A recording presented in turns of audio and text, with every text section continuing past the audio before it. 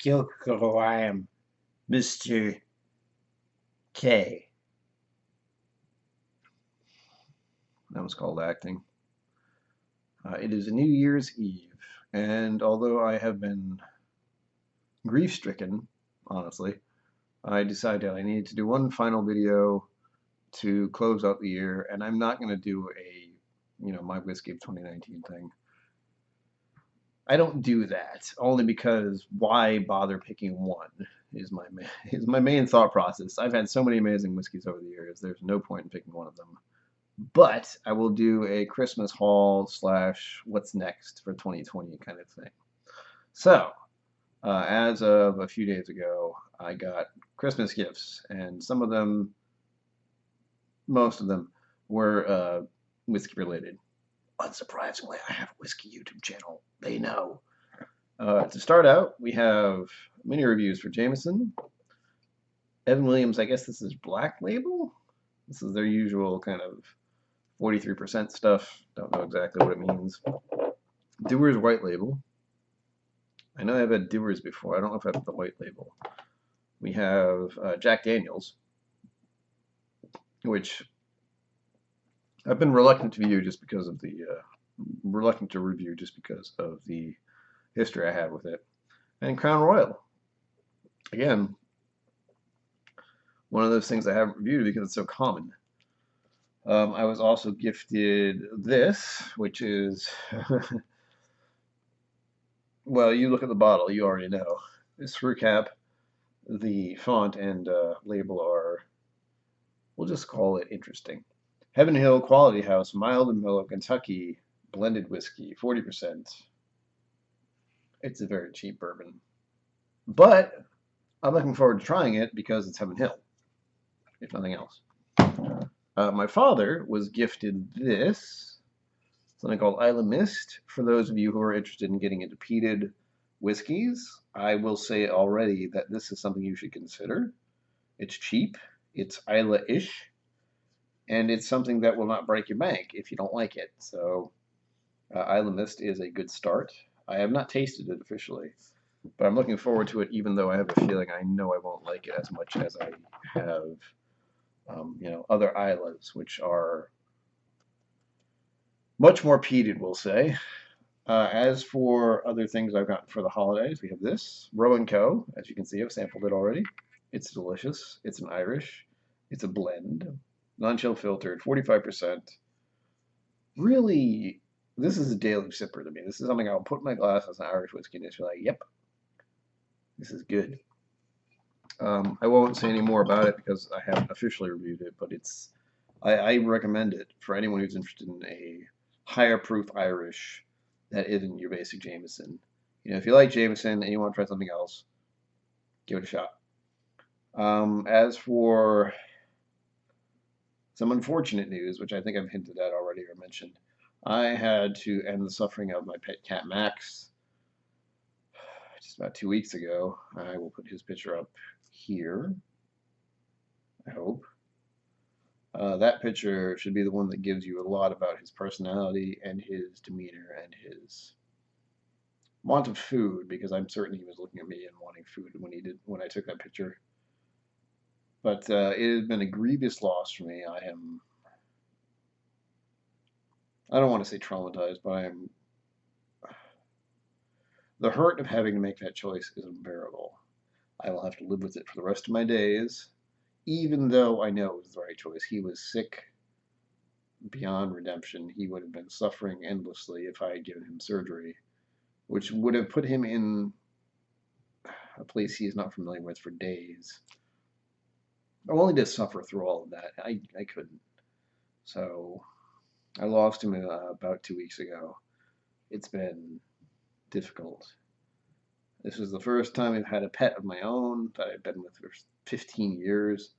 I did the math, 38% of my life was dedicated to caring for this creature, and he is now just gone. And two things happened. One, I had a whiskey that day. That was the Whiskey Advent Calendar Tribe thing. Booker's Kathleen, I believe it was. So I'm going to have to get a bottle of that sometime soon. But the next day, after doing some unfortunate errands I didn't want to do, I also went to Connecticut, had to hang out with Irene, who's part of the tribe. I will post the video about her here, I hope. If you're in the New England area and can visit her store, please do. She has a wonderful selection. She's a kind and giving person. But she also gave me some High West stuff, and one of the things that kind of snapped me out of it for about 5 seconds was this High West double rye. She didn't like as much as I did, but I like rye to begin with. And this is one of the few things and the few moments in the past week or two where I was briefly removed from my hurt and focused on whiskey again, because this was something I haven't tried before. I've never had a double rye.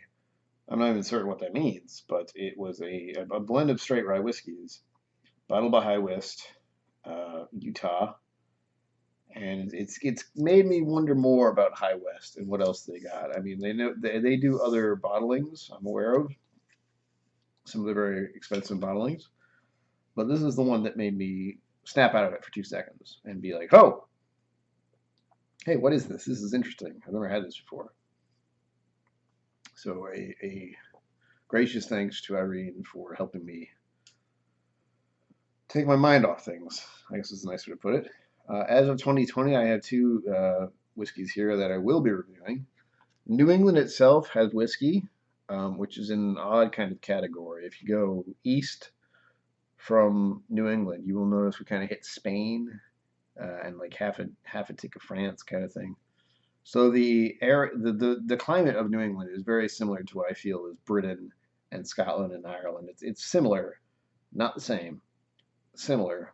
And it is one of the things that I feel like American bourbons can latch onto to create a Scottish, Irish, American bourbon. With peat smoke, with the climate itself, with being near the water, with being in the hills. I mean, it's an interesting area, so I'm looking forward to more whiskeys being produced by them. And one of those places that I was nearby is these guys, the Sons of Liberty. This is their Uprising edition. I think it's one of their basic editions. New England single malt. Notice New England. This is batch 18 at 40%, bottle 81. This one I've had for a while. I was actually planning on sending this to Daniel and Rex, the Whiskey Vault. And if you don't know who that is, well, I'll post it right there for you, because that is the main reason I do any of this, is due to the Whiskey Vault. I've had this before, but it's been a while, and it's some of their peated stuff is amazing.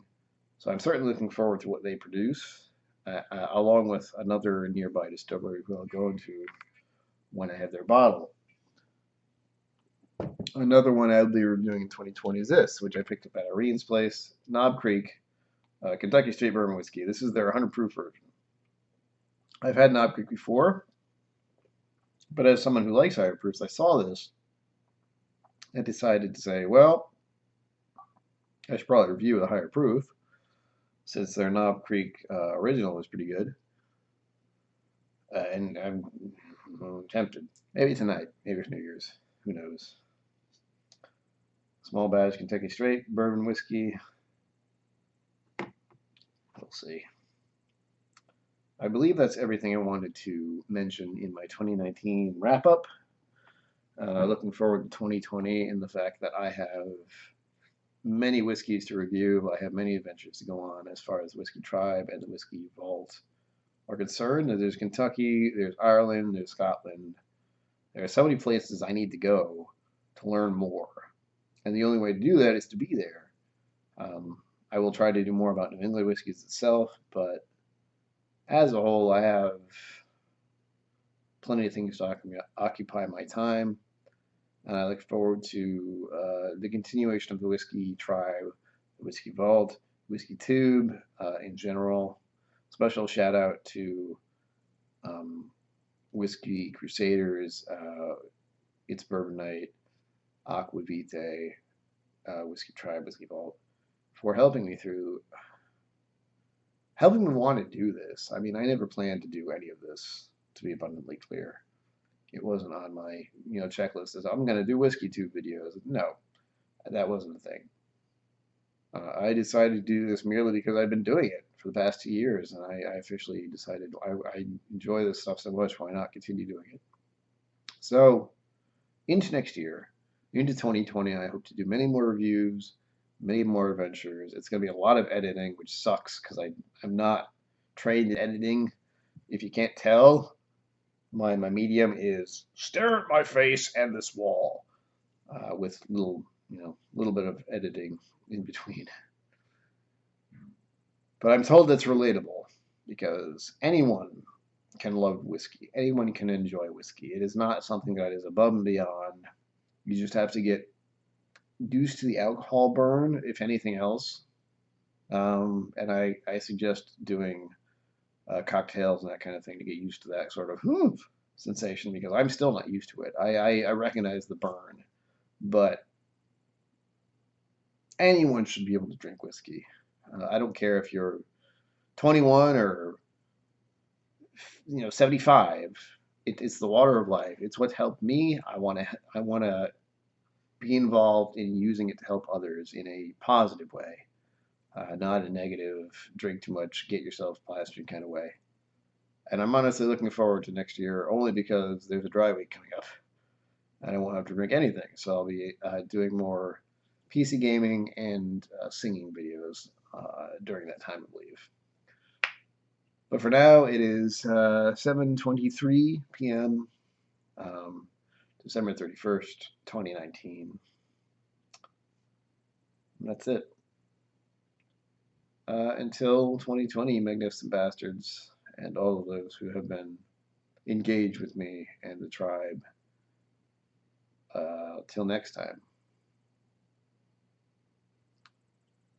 To your health and to the health and wellness of everyone you know. Sláinte.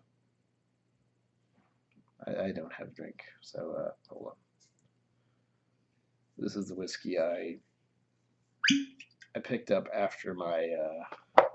This is the whiskey I bought because of Irene, but also because I saw it and realized I should buy this. This is the whiskey I need to buy because it was very good. It caught my attention, but after I picked up the remains of my poor cat Max, I needed to commemorate that, and I did this so by buying this whiskey. So, officially, until next time, to you and yours, I'll see you next year. Watch out.